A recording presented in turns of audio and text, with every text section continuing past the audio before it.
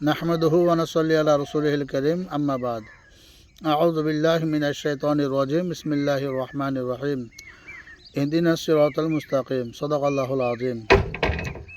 আসসালামু আলাইকুম ওয়া রাহমাতুল্লাহি ওয়া বারাকাতুহু। জাতি ধর্ম বর্ণ নির্বিশেষে সকলকে জানাই আমার পক্ষ থেকে ভালোবাসা, শুভেচ্ছা, অভিনন্দন। আল্লাহ সকলকে সুস্থ রাখুক, ভালো রাখুক। তো বেশি কথা বলবো না, কারণ বেশি কথা জালেমদের সহ্য হয় না। সেজন্য সংক্ষিপ্তই দু চারটি কথা আলোচনা করব। সেটা কি, যার জন্য সব কিছু বানাইলাম সেইটাই যদি আমার হাসিল না হয় তাহলে বানিয়ে লাভ কি? ঠিক সেই রকম আল্লাহ রাব্বুল আলামিন তিনি বলেন, ওয়ামা খালাকাতুল জিন্না ওয়াল ইনসা ইল্লা লিয়াবুদুন। আল্লাহ রাব্বুল আলামিন তিনি বলেন, জিন আর মানব জাতিকে আমি দুনিয়ার বুকে প্রেরণ করেছি, আল্লাহর জমিনে পাঠিয়েছি। আমার জমিনে পাঠিয়েছি আমার ইবাদত করার জন্য, আমার উপাসনা করার জন্য। কিন্তু হতভাগা, আমরা আল্লাহর জমিনে এসে শুধু নিজের চিন্তা করি,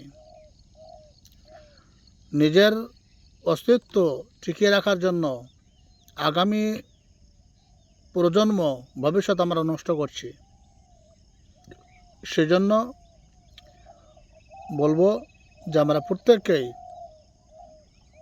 আমরা যতই শক্তিশালী হয়, যতই ক্ষমতাবান হয়, আল্লাহর জমিনে আমরা কেউ চিরস্থায়ী টিকে থাকতে পারবো না।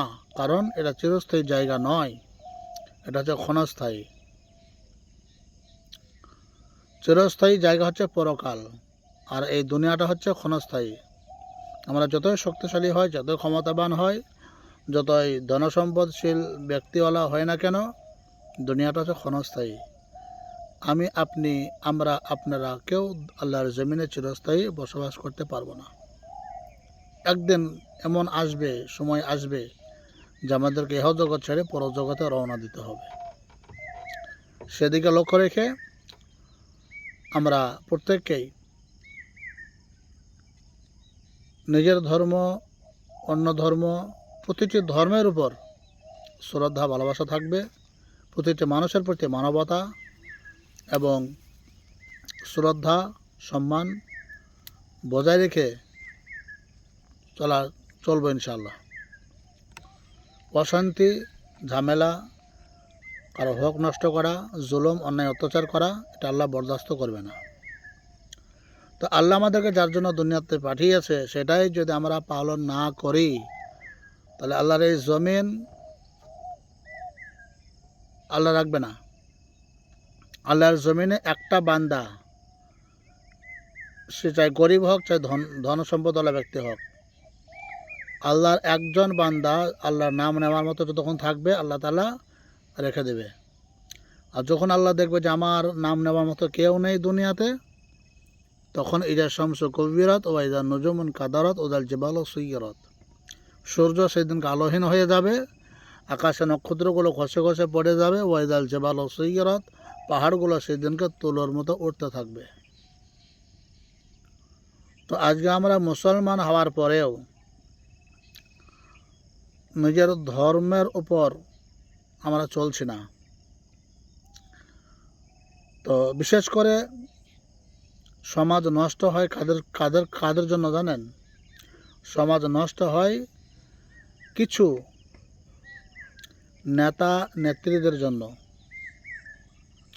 কারণ যখন নেতা নেত্রীদের পাওয়ার হয়, ওরা একটা পাওয়ার পায় সরকারের তরফ থেকে, তখন যারা নিচে লেভেলে যারা থাকে তারা সেই পাওয়ারের ক্ষমতাটা সমাজে অপব্যবহার করে, সমাজ নষ্ট করে দেয়।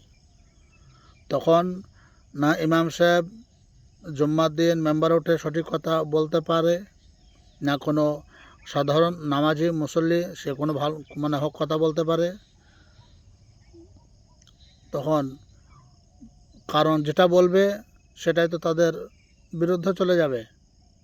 আর যখনই তাদের বিরুদ্ধে যাবে তখন সে আর তাকে রাখবে না এবং কোনো মুসল্লি যদি বলে, কোনো সাধারণ মানুষ যদি বলে, তখন তার বিরুদ্ধে ব্যবস্থা নেবে, যার ভয়ে কোনো জনগণ, সাধারণ মানুষ কিছু বলতে পারে না। আর মসজিদে যারা ইমাম সাহেব আছে তারাও জুম্মার দিনে বলতে পারে না। তো এটা হচ্ছে আমাদের বড় একটা দুর্ভাগ্য। তো আমি বলবো ভাই, ক্ষমতা চিরস্থায়ী নয়। ফেরাউন ধ্বংস হয়েছে, নমরুদ ধ্বংস হয়েছে। সেই জন্য আমরা, আল্লাহ ক্ষমতা দিয়েছে, সে ক্ষমতার আমরা অপব্যবহার আমরা করব না ইনশাআল্লাহ। এটা মাথায় রেখে আমরা পরিচালনা করব। আসসালামু আলাইকুম ওয়া রাহমাতুল্লাহি ওয়া বারাকাতুহু।